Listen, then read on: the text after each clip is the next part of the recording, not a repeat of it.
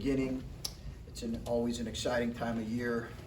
Obviously, Big Ten tournament and the NCAA tournament that will follow for those teams that will be eligible for that. So, super exciting time of year for us.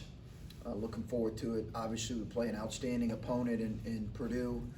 You look at all their numbers, and they've really been, we talked about this a month ago or so when we played them last. You look at their numbers, and they've had some really, really impressive wins. Really well coached, put together in terms of their strengths of their group, the strength of their team, a terrific rebounding team. They really got us on the glass here.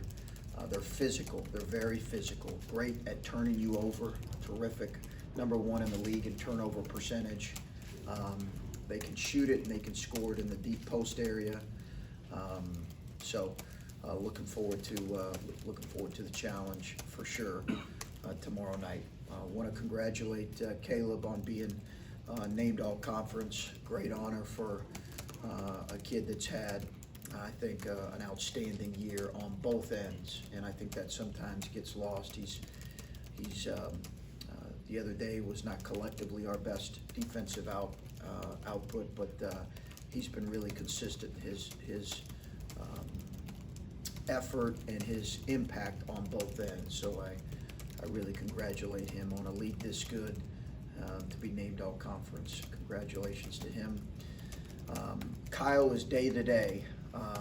And I say that with all honesty and no gamesmanship whatsoever.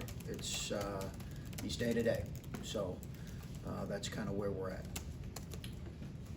What are you looking to see out of him? What does he have to be able to do that he can't do to play? Well, I think we just have to see more in practice. And some of it, to be honest with you, we may not have a great feel until we get into game stuff. He's not done live action at all in what has now been, whatever it's been since the Maryland game, not done live practice action. So, some of it we'll have to get a little bit of a gauge if he plays during the game. As I recall from the first game, your defense was about as good as it could possibly be. Purdue, I don't know what the exact number was, low 30s probably is what they shot, and only scored 52 points. Just as you reflect on that, you show your guys, this is what we did in this situation and so on, just what can you borrow from that first game and know that they're going to have counters to whatever it was you did. It's a really good point. They will. You play a team the second time, they'll make adjustments. They'll have counters to how we perhaps defended certain actions or defended certain personnel. They'll make adjustments. We'll need to react to that. It's hard to exactly anticipate what all that will be. I thought we were good defensively. Again, I thought they were able to get some stretches on us. They got some clean looks that they missed. You expect that they're going to make them. It will very much be a partisan crowd, we expect, with playing there in Indianapolis. So you have to kind of expect a road environment. They'll be better than what they were here. We know that, and we're already playing a good team. So, I think it's right to expect that they'll make some adjustments, and obviously so will we. And we all know that, what was there, a 4-way tie for 5th and, a tie for 1st. And so there's very little separation in our league with all the teams that were, or I think there were 2 or 3 other teams tied with us for 5th. So there's very little separation in this league. Just ask about CJ, a chance for him to go back to his hometown. He said it's a building where he won a state championship. He's got 20 people, I guess, coming to the game that he had to get tickets for, and I'm sure you're hoping it's a long stay for him in his hometown, and how he's played much better here, or actually much more consistent, probably the best way to put it. Yeah. Down the stretch. Yeah, I think it's consistent. CJ's been great. Consistent's the best word for him. He's been really consistent on the offensive end. His efficiency's improved overall in terms of his shooting percentage. I still am on him about, I think he can give us even more defensively, but he's just done a tremendous job for us in terms of leadership, really settled into his role in the last month and a half. Chris, Ohio State hasn't made a deep run in this in a while. What does it take to have conference tournament success? What would it mean if you guys were able to put together a couple of wins? Yeah, I think it's obviously a great tournament, and I've not looked back on in terms of those numbers that you're talking about, but it's obviously it's a tremendous tournament. It's a tremendous opportunity. I think it's maybe the best conference tournament out there. I know there's others, ACC, that are good as well, but it would obviously mean a lot. We don't want to get the cart before the horse. It's kind of taking the next step. We've got a great Purdue team that we've got to play well against to give ourselves a chance to win. Well, when you think about championships, like CJ said, winning a championship is winning a championship. What does a conference tournament? How does that compare in your mind to like a regular season? I know some people value one over the other. What is the level of importance you place on like a conference tournament championship? Yeah, I think they're both extremely important. I think I've always looked at a regular season championship as kind of the quintessential sign of consistency and success over a long haul. And I wouldn't say necessarily I value one over the other. Maybe you could say the regular season, but they're both tremendous accomplishments. The regular season shows great consistency. You mentioned Kyle hasn't done live action stuff. What has he been able to do? I mean, obviously you want him to stay in shape. I don't know how limited he's been. What is he able to do? He's been very limited. Yeah, I don't want to get into real specifics, but he's been very limited up until this week, really. So we've tried to bring him along and monitor any swelling, soreness, those kind of things with our medical staff. We're also aware that we're going to play after this tournament, however long we play in this tournament. But if he can play, we're going to try to play him. We're not going to necessarily hold it back for the NCAA tournament, but we also are mindful that there's more to come. You mentioned there will be things you don't know until he's out on the court. How do you balance that? How do you judge whenever he does get back out there, how much you play him? Is that all medical decisions? Yeah, I'll listen to Brad and see what Brad tells me about how he's feeling and whether he senses swelling, and what his movement's like. I just think he's going to be a little bit rusty, and I feel like I've said that a lot about Kyle because he's just had a season of so much in and out of the lineup.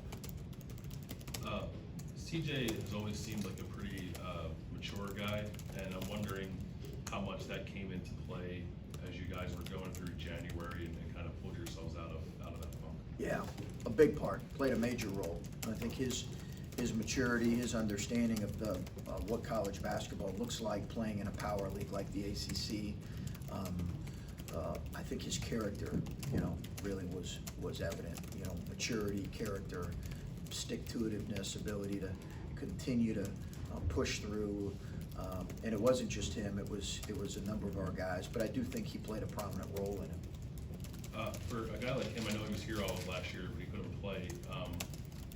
Can a guy like him find his voice in that kind of role while he's not playing, or does it take some time once he's on the floor with these guys to kind of figure out that space? Yeah, they got to see it on the floor. I think they got to be able to see what he responds like in adversity, what he responds like when he's getting coached hard, and when he's in a film session and he's, highlighted with errors and how he responds in those moments and how he responds to poor play. I think they've got to see that. Once they see that, which we knew they would, once they see kind of how he responds in those moments with maturity, which they saw with the real willingness to be coached and learn, then I think that's where his influence is really impactful. Are you at a point where you can say definitively that DJ will or will not rejoin your team this year? I'm not. Obviously, we know where the season is going in terms of what's left of the season, a matter of weeks, right? So, I'll let you draw your own conclusions, but I wouldn't want to definitively say one way or the other right now. I'm sure you've been in this situation before, Gardner, Webb, Butler, and here maybe, where you've played a team once, Mm-hmm. and then you play them again in the conference tournament. Would you rather be the coach who beat that team at home, or would you rather be the coach who lost to that team on the road? That's a good question. I think, conventional wisdom, right, would be you'd rather be the team that perhaps took a loss and then is playing the team that they lost to. I think that's conventional wisdom in a lot of cases. I've been on both sides of it, to be honest with you. Last year we played a team that we had beaten once in Indiana. So I've been on both sides of it. We obviously know that we'll get a different Purdue team, and I think to your point, that's what you have to go in expecting, that we'll get a different Purdue team than what we saw here on our home floor. You'll get that Saturday if you win, or Friday if you win. Yeah, obviously, yeah, we'll get the kind of the flip of it, but all of our focus right now is on Purdue, but absolutely. There's a lot of things you always have to manage this time of year with the coronavirus and everything.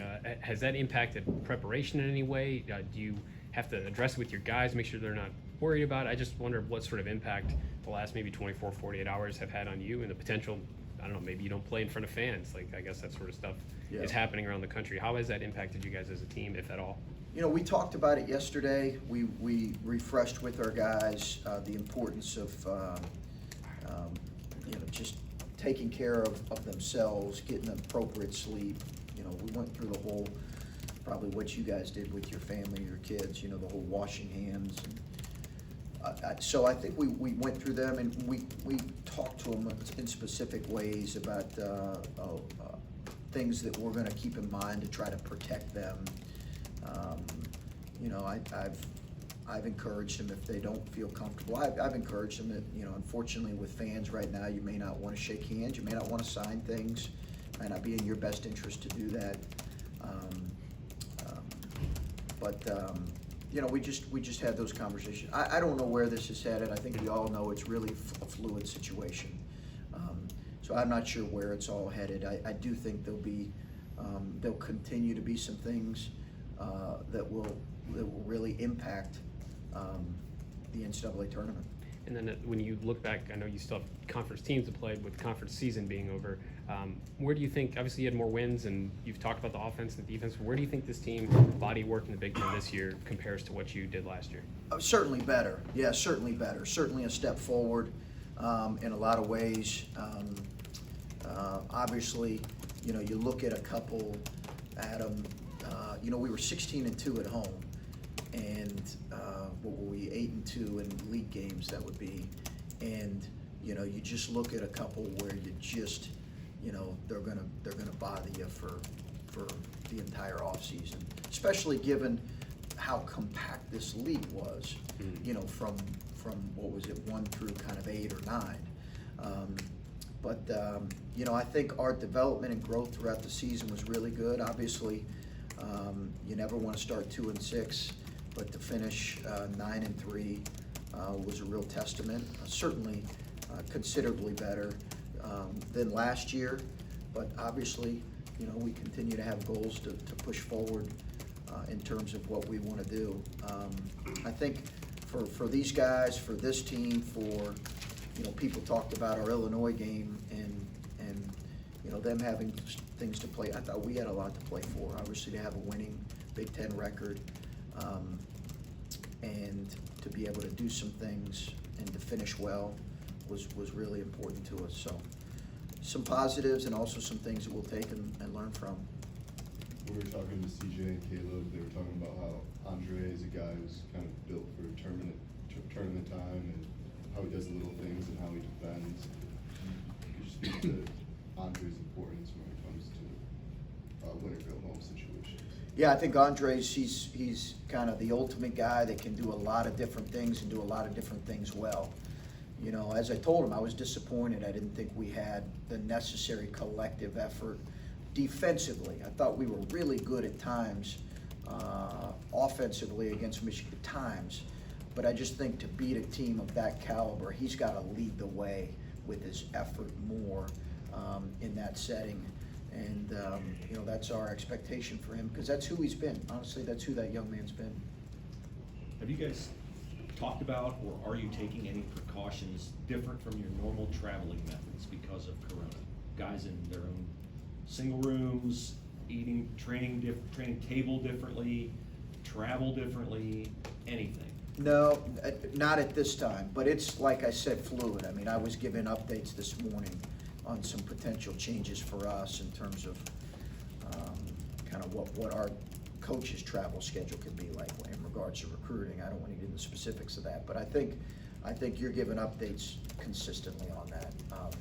So I think it's just a very fluid situation. So we could, by the time we get to Indianapolis, we could decide to make a change.